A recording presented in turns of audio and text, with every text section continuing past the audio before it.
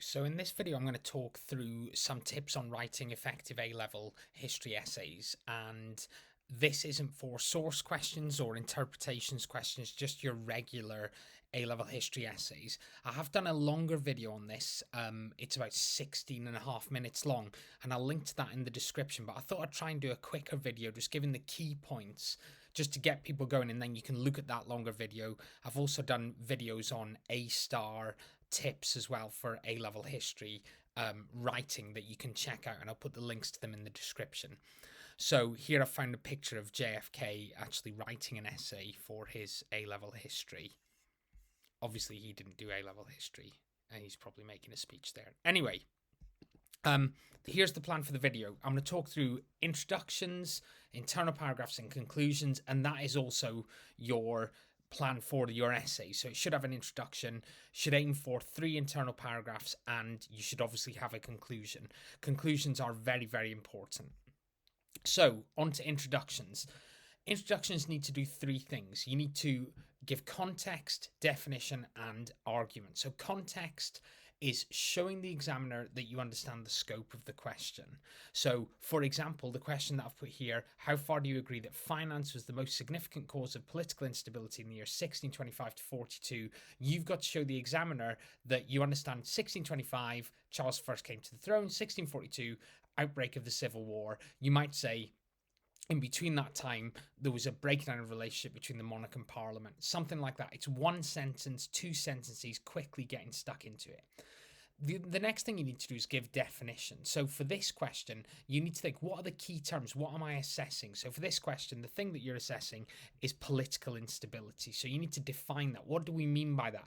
How are we going to assess that? What's our criteria going to be? So you might say things that made the monarch unpopular, things that led to rebellions, things that meant there were increased divisions in the country, something like that. That's how we would define that. It depends on what you're assessing, but think about what the key terms are and think about how you're going to assess them, how you're going to define them. Also, at that point, you can set out what your factors are going to be.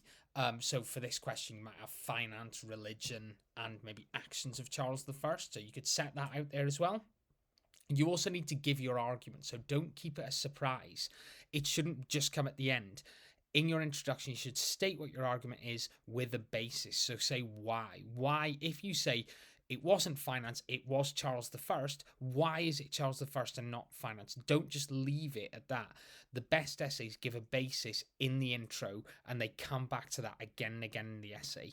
That's really important. The argument that you give in your introduction, you should have running throughout your essay like a thread. It should be in every paragraph. You come back to that line of argument. The best essays do that.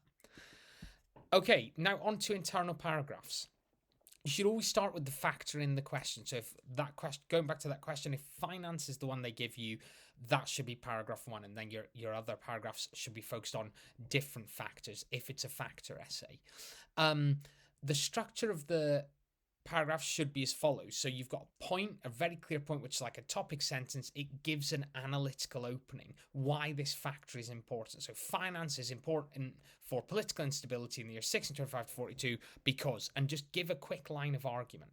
Then you should aim for 3 pieces of evidence that you analyze each one in turn. So evidence and then analysis. So use precise evidence. Think about events, acts, facts and figures, things like that, not just a vague idea. For each one, you analyze it, so you link it back to the question. Why is that important in explaining political instability, for example? And then at the end of each paragraph, after you've done that for 3 pieces of evidence, do a summary, a mini conclusion, weighing that one up. Why is that one important? How important is that one compared to the other ones? Link back to your overall argument there in that summary. So aim for 3 internal paragraphs with this kind of judgment at the end. And then finally, onto the conclusion. As I said, conclusions are really, really important. If you're running out of time in the exam, I would advise you to do a conclusion. Really try and round up what you've written so far. So answer the question, obviously. Weigh up all the factors. Think about how you can develop your analysis. Think, is this one long term? Is this other one short term?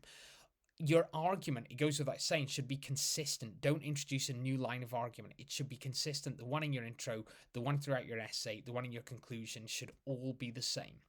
Okay, so I hope that was useful. I've tried to stick to about 5 minutes. As I said, I've done a longer video going into these points and much, much more that I'll link to. Also, I've got videos on A-star exam technique and essay writing tips that I'll link to as well. Thank you for listening.